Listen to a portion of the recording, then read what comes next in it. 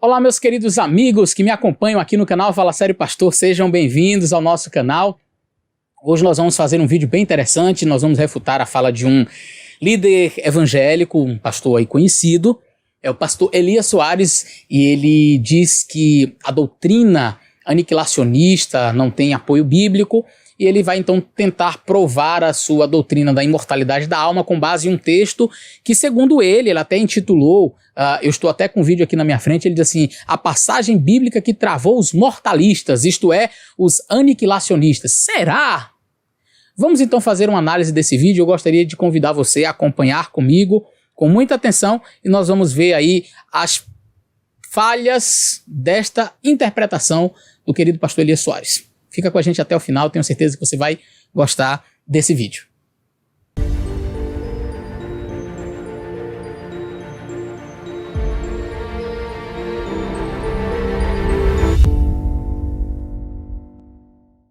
Vamos acompanhar um trechinho aí da fala do pastor Elias Soares sobre este assunto.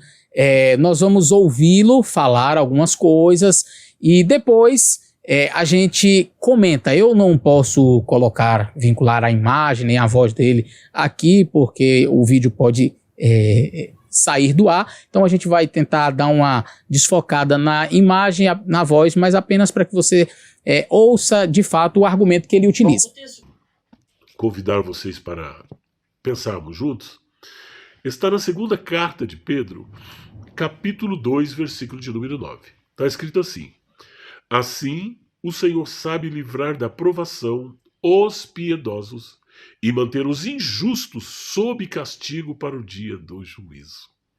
Olha só, ele está dizendo aqui que da mesma sorte que Deus sabe livrar da provação os piedosos, e esse livramento é um livramento para sempre, é uma salvação, né, que o Senhor dá aqui para os piedosos. Ele também reserva os injustos sob castigo para o dia do juízo. Porque uma vez que você foi salvo e morreu salvo, ninguém mais pode tirar essa salvação. Ele dá um livramento e você partiu desta para outra vida, você vai salvo. Bom, já não é bíblico dizer que você partiu desta para outra vida logo após a morte, mas beleza, vamos continuar. Assim também os ímpios que estão sob castigo, eles não estão aqui neste plano, eles estão na vida além túmulo, né? Eles estão... Então não é morte. Se é vida além túmulo, é vida, não é morte. É morte, mas aí depois da morte tem a vida além túmulo. Então não houve morte, porque morte é ausência de vida. Se tem vida além túmulo, não é morte. Vamos lá. Eles estão lá no inferno, no Hades, que depois vão para o Guiena, e o Senhor mantém eles no Hades até o dia do julgamento, até o dia do juízo. Depois do milênio, acontece o juízo final, então eles são ressuscitados para serem julgados diante do grande trono branco e depois serem lançados no lago de fogo. Julgados? Eles vão ser julgados depois do milênio? Para quê? Se eles já estão pagando há um tempão. Nem na justiça humana, que é uma justiça falha, isso acontece, que a pessoa é mantida em castigo, uma pena, sem que se tenha provado que ele fez alguma coisa, ou sem que tenha havido um juízo. Vamos imaginar, pastor Elias, aqui, o Caim. Vamos imaginar que Caim morreu perdido. E Caim está lá queimando, lá, sendo castigado, não é? Sendo castigado no Hades, conforme o senhor acredita que é um lugar em outro plano onde a pessoa está viva. A Bíblia diz que a pessoa morre, perece em todos os seus pensamentos. Imaginemos que Caim está lá, neste lugar, há, sei lá, 4.000, quase 5.000 anos, sendo castigado. E aí agora, depois desse milênio, Deus vai ressuscitar Caim para receber o castigo, ou para receber a punição, para dizer: olha, você está condenado. Caim poderia olhar e dizer assim: Senhor, não é por nada não, o Senhor está me condenando agora, tem 5.000 anos que eu estou queimando, que eu estou sendo castigado. Quer dizer, o juízo vem depois da condenação? Não, é que agora ele vai receber outra condenação. Peraí, mas ele já estava sendo castigado? Isso não é condenação? Isso é o quê? É uma benfeitoria? Isso é algo bom? isso é algo irrelevante, o indivíduo está sendo castigado 5.000 anos. Aí depois do castigo é que vem o juízo, para depois condenar. O objetivo seria o quê, pastor? Ele queimar em forma de alma e depois ele queimar em corpo? Como que é? Porque assim, se ele já estava sendo castigado na alma, né, só o espírito lá, aí agora Deus ressuscita. Para que ressuscitar? Não, para receber o juízo, certo? Aí recebeu o juízo, agora ele vai queimar. É por quê? Para receber 2 tipos de queimação? Não, agora você vai queimar com o corpo. Antes você estava queimando a alma, agora você vai queimar o corpo também. Qual o propósito mesmo? Eu não entendo. Eu não entendo por que uma pessoa já está sendo castigada sem passar pelo juízo. E não entendo para que vem um juízo depois de 5.000 anos de castigo para castigar novamente. O senhor não precisa me julgar. Eu já sei que eu estou perdido, que já tem 5.000 anos que eu estou queimando. Por que o senhor me ressuscitou?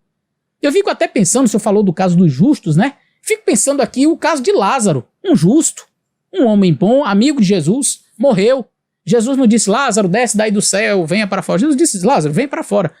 Agora eu fico imaginando que se Lázaro estava na eternidade, se Lázaro estava lá na glória, e Jesus diz, Lázaro, vem para fora, Lázaro acordando com aquele pano envolvido no rosto dele, e aquele dentro daquela tumba, e ele arrancando ali o pano, onde eu tô?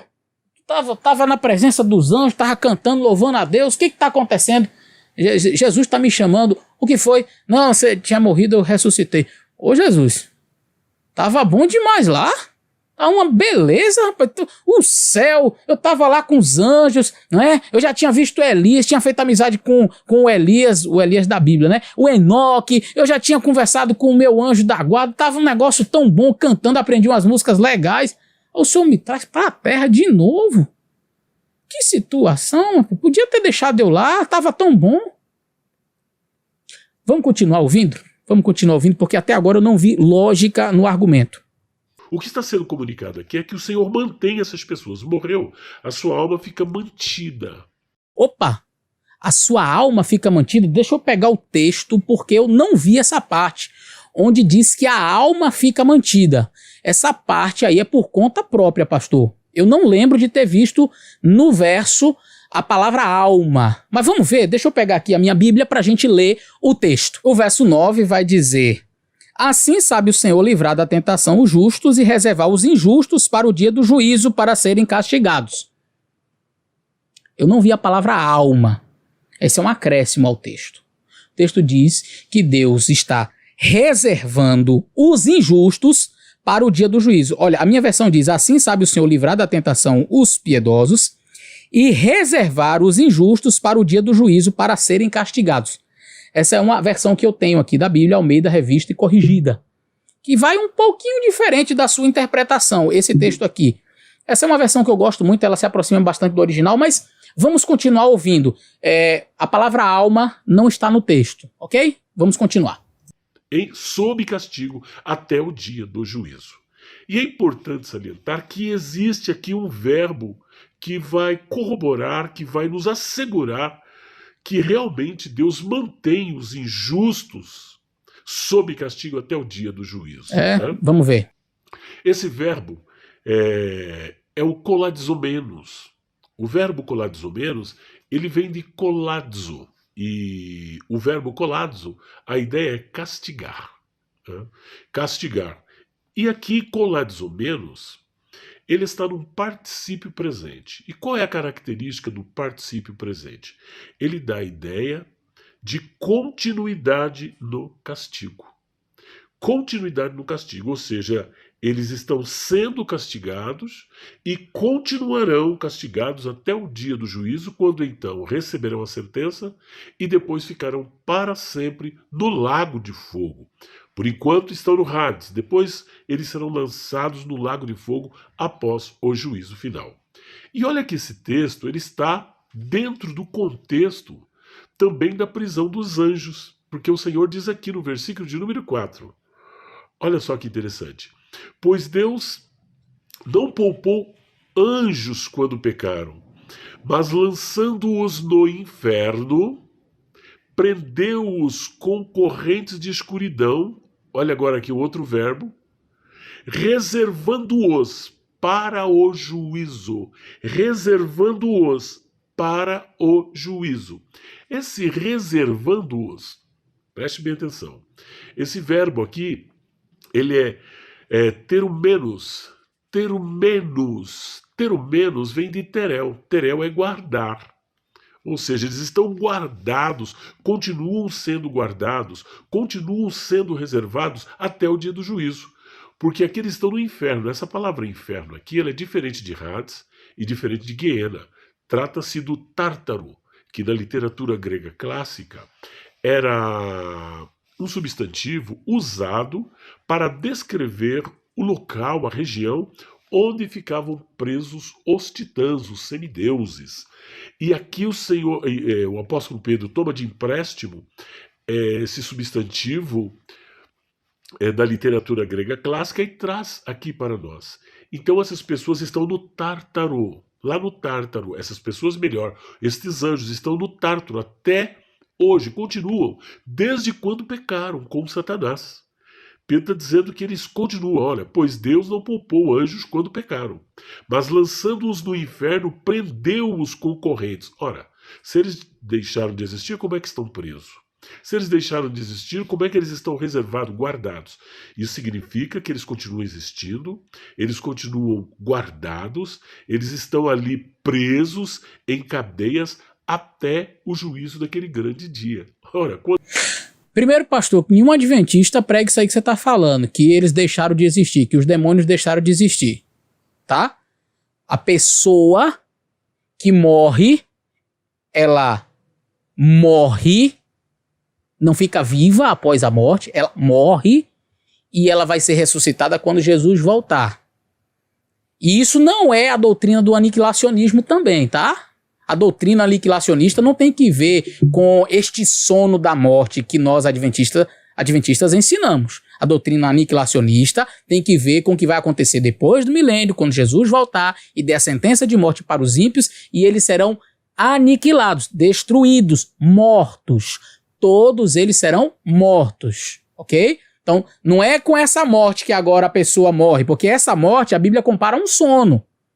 A pessoa está ali, ela não tem mais parte alguma daquilo que acontece debaixo do sol, e eu já ouvi a sua explicação acerca deste tema, fazendo uma análise de Eclesiastes, enfim, eu discordo completamente desta análise, mas porque a gente vê, Salmo diz que os mortos não louvam a Deus. Ora, se a pessoa morreu, segundo você, foi para o céu, era um justo, ele tinha que estar fazendo o que lá no céu, não era louvando a Deus? Ou eles são proibidos de louvar a Deus lá? Os mortos não louvam a Deus. E existem muitos outros versos na palavra do Senhor que diz que a pessoa que peca morre. Ezequiel, por exemplo, diz: a alma que pecar, essa morrerá. Mas segundo o Senhor, a alma não morre. A alma da pessoa está lá no Tártaro e junto com os anjos que estão aprisionados para a volta de Jesus, para o dia do juízo. Nós não acreditamos que os anjos deixaram de existir. Nós acreditamos que a pessoa, seja boa ou seja má, morreu, está ali sepultada, aguardando a volta de Jesus para o juízo. Os bons para a vida e os maus para a condenação, onde serão mortos, onde serão aniquilados. Aí sim consiste a nossa doutrina aniquilacionista, ok? Mas eu estou gostando dessa sua interpretação acerca dos anjos. Vamos ver onde é que ela vai dar? Vamos ver onde que vai parar esta temática aí dos anjos? Ora, quando eles pecaram, antes do homem existir, são milhares de anos e continuarão. Por quê? Nós temos aqui esse verbo ter menos, que vem de terel. Ele também está num particípio presente. E o particípio presente, como nós já dissemos, ele tem uma característica singular, que é a ideia de continuidade. Então eles foram guardados, foram presos e continuam presos. Da mesma sorte, os ímpios, quando morrem, olha só que interessante, eles estão sob castigo, ou seja, eles continuam no castigo até o dia do juízo. Ora, se eles continuam no castigo até o dia do juízo, isso é uma prova irrefutável, irrefragável e incontestável de que a alma é imortal. Por quê? Porque o corpo deles foi para a sepultura e já foi consumido. Então o que é que está sendo aqui castigado? O que é que está sendo castigado? O seu espírito, a sua alma, assim como os anjos que são espíritos, continuam presos, continuam guardados, continuam reservados. Os ímpios, da mesma sorte, continuam sendo castigados até o dia do juízo. Portanto, isso aqui é uma prova incontestável de que a alma é imortal, de que ela não morre, porque o Senhor conserva, o Senhor mantém sob castigo os ímpios até o dia do juízo, assim como ele mantém guardado, e aqui ninguém pode negar, que esses anjos que caíram continuam. Eles ainda continuam, seja lá qual for a interpretação que eles quiserem dar para esta prisão, fato é que não dá para negar que nesta prisão eles continuam condicionados por Deus, reservados, presos até o dia do juízo. E o mesmo, a mesma característica verbal, que é o particípio presente, há aqui também em 2 de Pedro capítulo 2, 9. Portanto, 2 de Pedro 2, 4 corrobora ainda mais 2 de Pedro 2,9, mostrando de uma vez por toda que a alma é imortal e que o ímpio continua debaixo de castigo até o dia do juízo. Que Deus abençoe a sua vida, espero ter contribuído. Vamos lá, pastor Elias, vamos analisar esta prisão dos anjos aí. Eu não sei que tipo de prisão o senhor imagina. O senhor até tentou dar eu acredito nesse finalzinho quando disse assim, eu não sei que tipo de interpretação eles tentam dar para esta prisão. Pastor, quem tem que dar uma interpretação não somos nós não, é o senhor.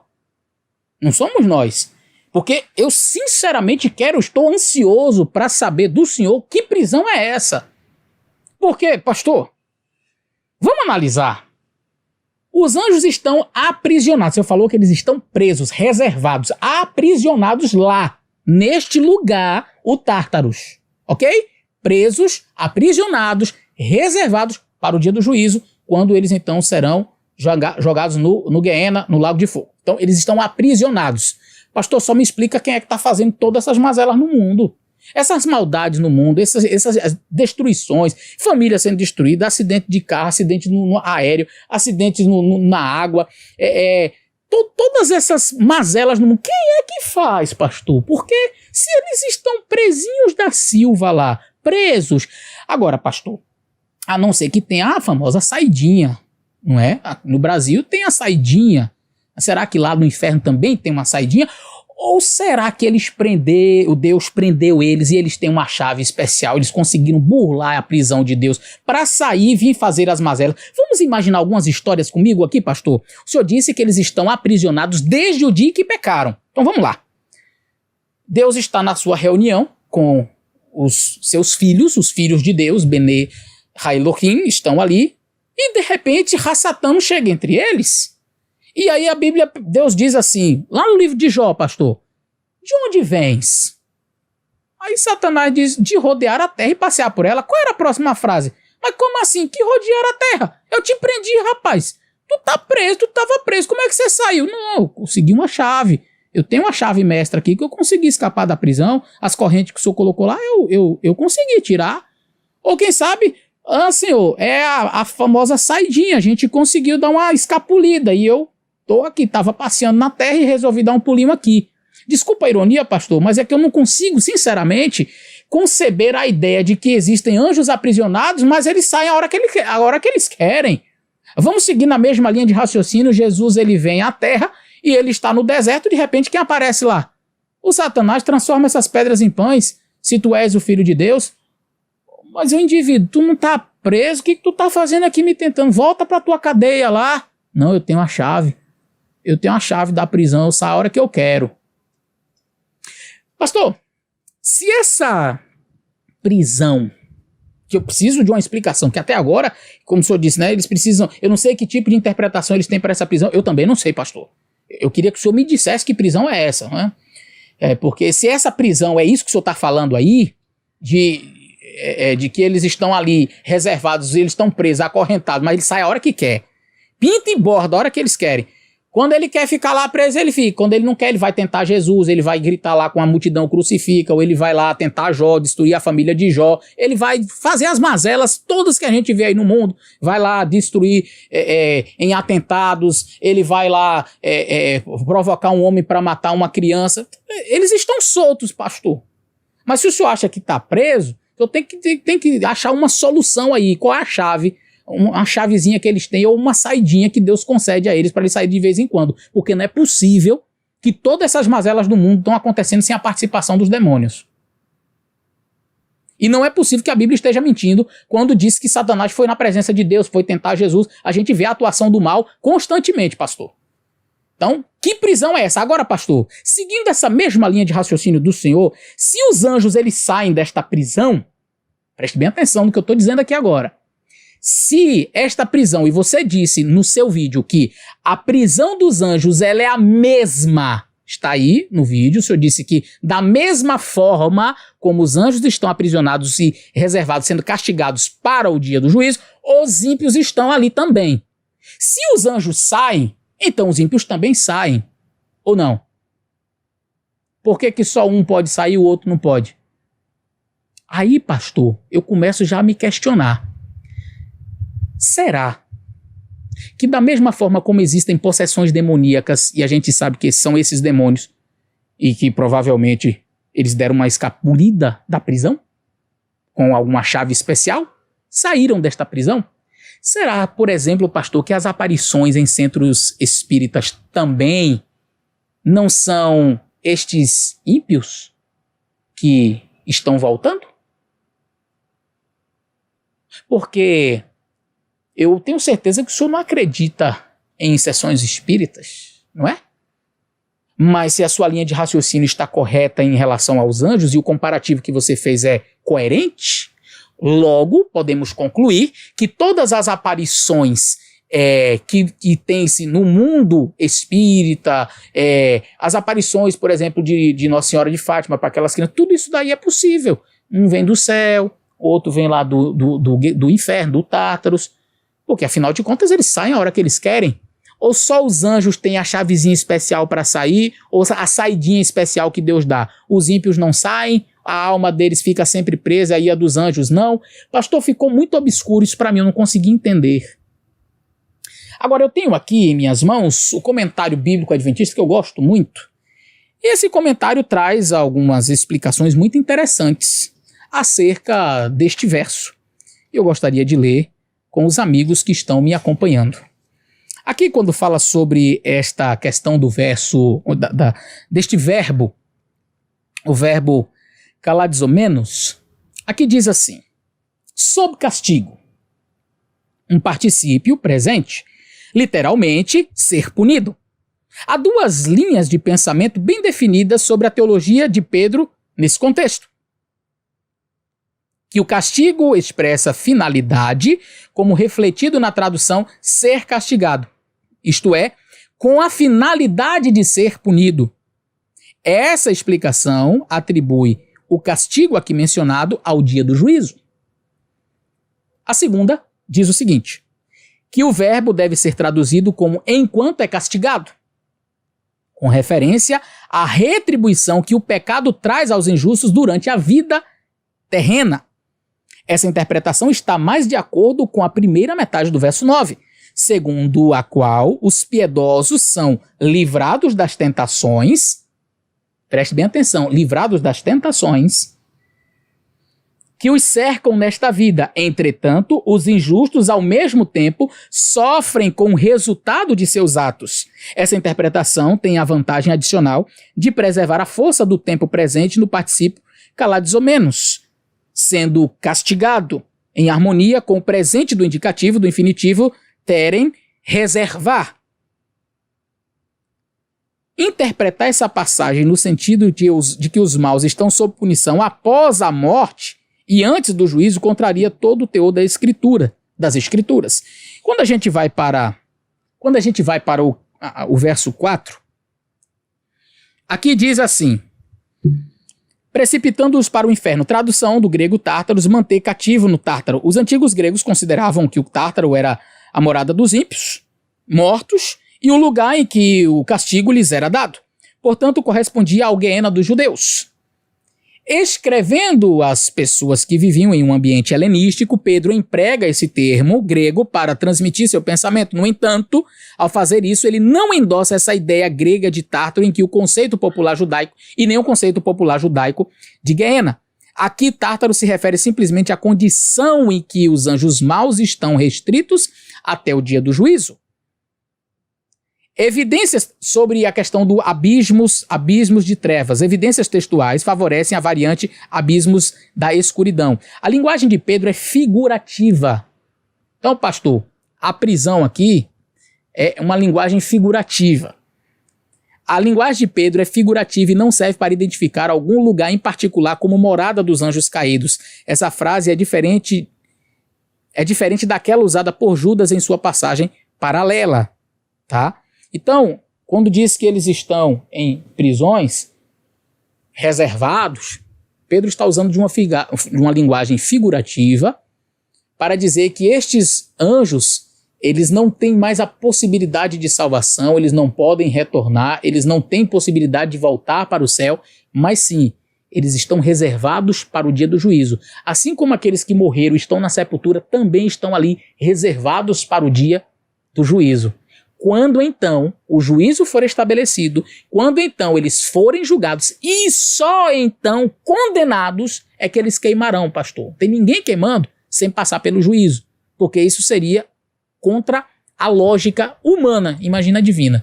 Porque nos julgamentos humanos que são falhos, as coisas não acontecem assim, de se condenar uma pessoa a castigo antes dela ser declarada culpada em um juízo. Você diz que o juízo vai acontecer para depois eles serem condenados, eles já estão sofrendo. Faz sentido algum? Então, esses anjos, pastores, não estão numa prisão, como o senhor imagina, porque se for assim uma prisão literal, eles não estão realmente presos, eles saem a hora que eles querem. Tá? Essa pergunta, pastor, na verdade não travou nenhum mortalista, aniquilacionista, não. Ela só mostrou a fragilidade dos seus argumentos, a fragilidade das suas ideias. A boa interpretação do texto não vai favorecer a ideia imortalista. Ao contrário, vai fortalecer ainda mais o princípio bíblico de que a pessoa, quando morre, ela está descansando e não tem parte daquilo que acontece aqui, aguardando a ressurreição. A boa interpretação desse texto vai favorecer este pensamento bíblico de que a alma que pecar, esta alma morrerá. E não de que a alma é imortal. Que Deus abençoe vocês que nos acompanharam e até o nosso próximo vídeo.